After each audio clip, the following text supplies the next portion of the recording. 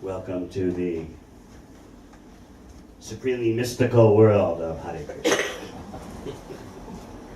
What is that mysticism all about?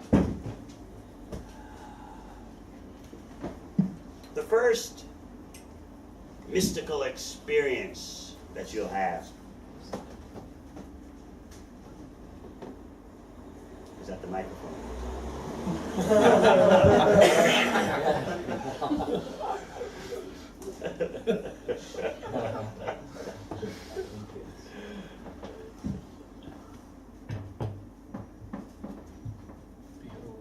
Okay. The second mystical experience that you'll have is that the spiritual reality will start to become a daily event for you. Rather than the spiritual reality being something theoretical or religious beliefy, the spiritual reality becomes tasted by you. By chanting the Hare Krishna mantra, the portal to the spiritual world opens.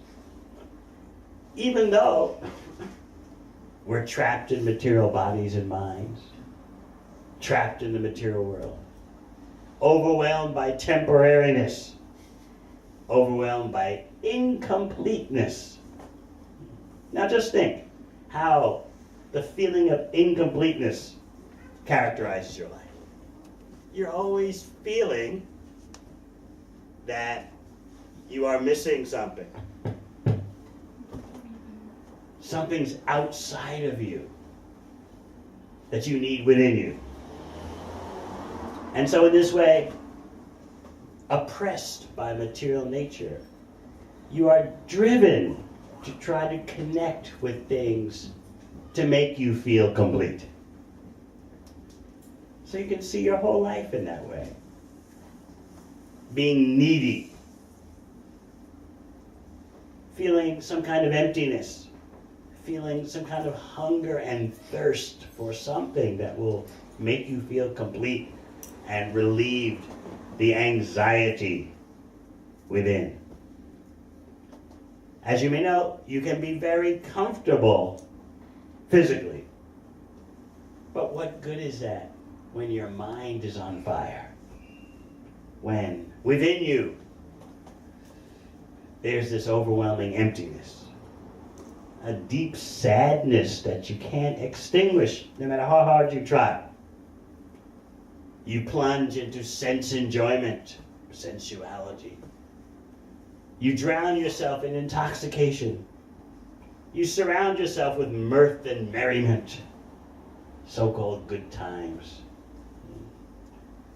You equip yourself with all kinds of relationships, friends, lovers, family. But still, you can't seem to connect with what makes you feel whole. So the Hare Krishna mantra addresses that chronic sense of incompletion, in which nothing you do seems to really hit the spot for long. Now, we've all had various flashes of delight, flashes of happiness. And because we're so desperate for happiness, we really maximize the memories of those happy moments. That shows you how starved we are for happiness. If I ask you, do you remember the times last month when you were happy? You start to think, yeah, there was that weekend, or there was that day, or there was that evening. Yeah, I was happy. You have to hold on tightly to these precious memories of so-called happiness, in which you thought you were fulfilled. You thought that you were at peace with the universe, and the universe is at peace with you. Remember those temporary feelings. But then, as quickly as those feelings come, they quickly go. and you're left with a sense of personal tragedy. We're finding so many young persons, even in their late teens and early 20s, feel overwhelmed by a sense of personal tragedy. The traditions of society are breaking apart. The traditional beliefs of society are disintegrating. The nuclear family is dissolving. So even you can just be 20, 21, 22, and you feel like you're a walking personal tragedy within. Outside, externally, of course, you keep up a good front. But within, you feel like a desert. And you do all the things that people say you should do in order to have fun. You can remember your teenage years in which having fun was the main goal of your life. You do all the things that are supposed to bring fun, good times. Then why is it that by the time you're 21 or 22, you're a walking holocaust? A desert. Some people get bitter about this. I did all the things that society told me to do for being happy, and I'm miserable. Well, what's going on? Krishna explains in Bhagavad Gita, Mamaivaṁsho jiva loke jiva bhuta sanatana. Manashastani indriyani prakritistani karshati. Krishna explains that your identity is as his eternal parts. But you've made a major mistake. You have taken shelter of the temporary material atmosphere, even though you are spiritual. Now, what does it mean to take shelter of the temporary material atmosphere? It means that you identify with the body as the self, the mind as the self, and you identify with the temporary world of matter as your homeland, as your amusement park. And because you've taken shelter of the temporary material energy, obviously you've created problems for your spiritual identity.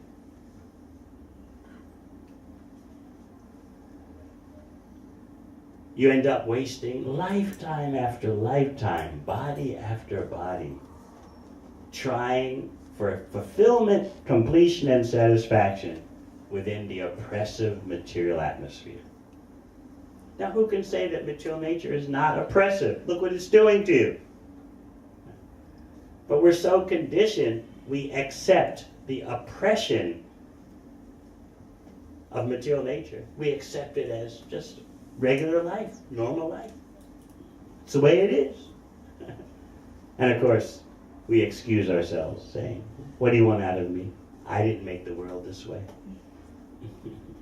I'm just trying, to do my bit, to be happy, help a few others to be temporarily happy. What more can you do? But let's think about what Krishna calls the Prakriti Stani in Sanskrit, the oppressive material atmosphere. How is it oppressing you? It's not simply oppressing you with physical ailments, physical diminishment as time moves on. It's also affecting you with that desert-like feeling that you have inside. That there's a thirst in you that is not satisfied, no matter what material adjustments and acquisitions you make.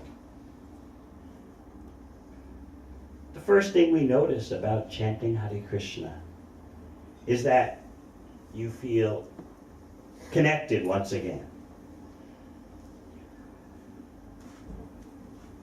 You feel that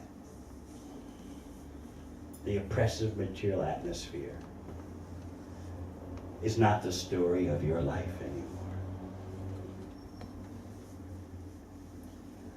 In that oppressive material atmosphere, Krishna says you struggle with the six senses, which include the mind. The mind feels things. It grabs onto things, it holds onto things. So it's also a sense, from the viewpoint of Bhagavad Gita. Here you are, struggling in the oppressive material atmosphere, without that sense of connection to the ultimate source, supreme absolute truth that the Hare Krishna mantra gives. And naturally, of course, due to contact with material nature, we become a bit proud, a bit arrogant. What is all this talk about the Hare Krishna mantra? What is its value? What do those chanters really know anyway? Don't they have anything better to do? I must admit, though, the chanting does make me feel less stressful. The chanting relaxes me in a certain way, but that's all there is to it. It's relaxation and stress removal. Those effects of the Hare Krishna mantra are very, very supplementary. They're not at all the main impact.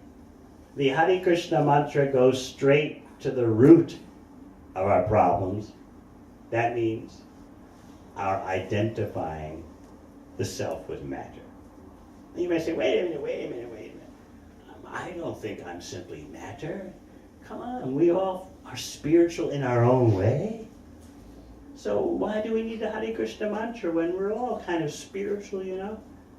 What is it? Body, mind, and spirit all at once? Yeah. Why the Hare Krishna mantra? Why so much stress on that? The proof that we are identifying with matter is not so much found in our conceptions, our beliefs. The proof is found in how we seek our enjoyment in matter. That is what makes us guilty. What we think is so innocent and routine, trying to have a good time with the material energy, grabbing onto a bit of material energy. What we take to be so routine and normal is actually what's causing our problems. So Krishna, in Bhagavad Gita, is trying to remind us that we have forgotten our ultimate connection. How many of you, before you took up your bhakti yoga practice, or how many of you who haven't yet taken up your bhakti practice, did you wonder, what am I connected to? What do I exist in relation to?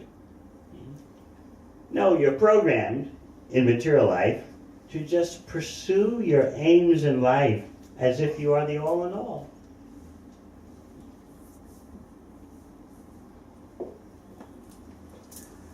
We're not raised in a culture, a spiritual culture, in which we can understand our sense of disconnection as the source of all our problems. No, you're told in the educational process, you're told that you should achieve, you should acquire, you should get, you should purchase. And in that way, your life is successful. So the Hare Krishna mantra highlights the central problem: disconnection from the Supreme Source. This may sound like rhetoric to you. It may sound just like sophisticated God talk. Until we realize that we can get knowledge of that Supreme Source.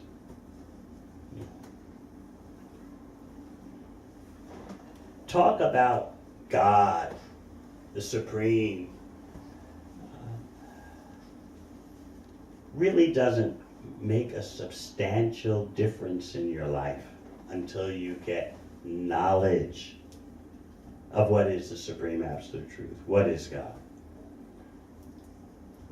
Once you get that knowledge, then you can see how you're mistaken in your material life. So the Hare Krishna mantra arranges for you to get that kind of knowledge. The more you chant Hare Krishna, the more the clouds of illusion start to disappear.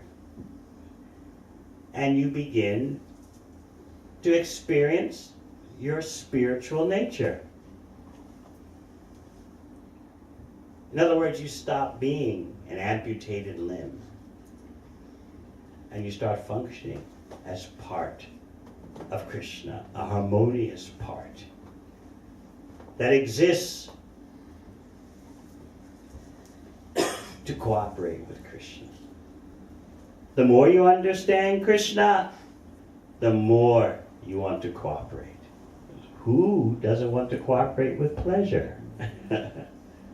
So the Bhakti Yoga process gives you knowledge of what is real pleasure and who is the real enjoyer. Some people are afraid of that. They don't want to be motivated to rise out of illusion. They don't want to be awakened.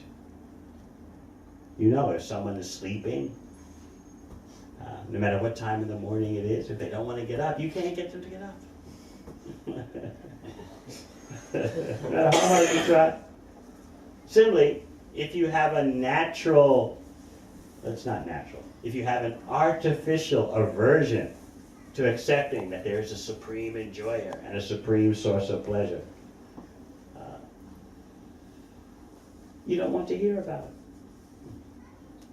Like one famous comedian said, "My mind's made up. Don't try to convince me with the facts." Our mind is made up that we are the enjoyers. So we're thinking that if spiritual practices have any value, they should bring us material enjoyment. If such spiritual practices like chanting Hare Krishna have any value at all, those practices should bring us material happiness.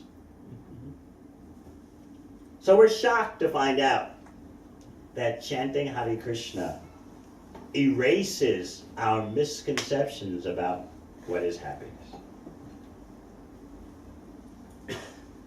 The chanting of Hare Krishna introduces you to what is real pleasure, what is real happiness, not the cheap, temporary, flickering, so-called happiness that we're so unfortunately addicted to. By chanting Hare Krishna, you are accessing the ultimate reality. That ultimate reality is unlimited pleasure. Because Krishna is unlimitedly attractive, Krishna is everyone's necessity for happiness and pleasure.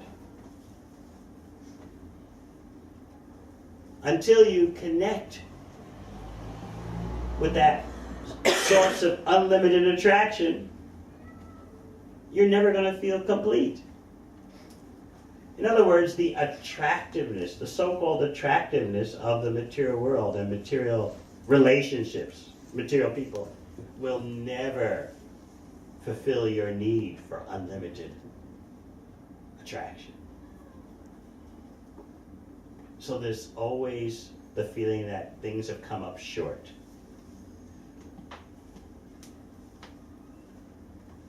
What can you do to try and relieve that feeling that no matter what I do, this, that, the other, it always comes up short? What you can do is get a bunch of limited, deficient experiences and try to juggle them. The faster you juggle them, the more you hope that you'll avoid the feeling of emptiness and temporariness. I take one insubstantial thing, another insubstantial thing, another insubstantial thing, and I just juggle them. In other words, my life does not consist of just one insubstantial thing. I've got a lot of balls to juggle. And this way you hide from yourself. You become impressed by your own juggling ability. Look how many temporary experiences and temporary relationships I can juggle. This is progress.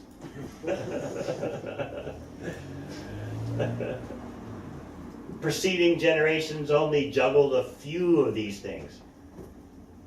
But we are in the 21st century. We can juggle so many relationships, so many acquisitions, so many possessions, so much information we can juggle. But what's the result of all that juggling? We're becoming mad.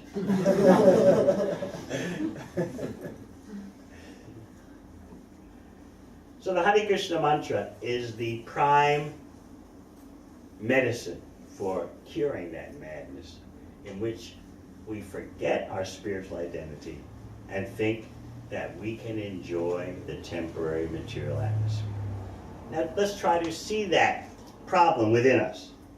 How committed we are to enjoying the temporary material atmosphere, which is oppressive. Krishna himself says it's oppressive. Throughout Bhagavad Gita, Krishna is appealing to you. Will you stop this? Don't you understand what's going on? You're trying to squeeze happiness and pleasure out of a place where it's practically non-existent. Yet you want to give yourself a false sense of honor. I'm struggling, I'm struggling. You're not struggling. You're just chanting Hare Krishna.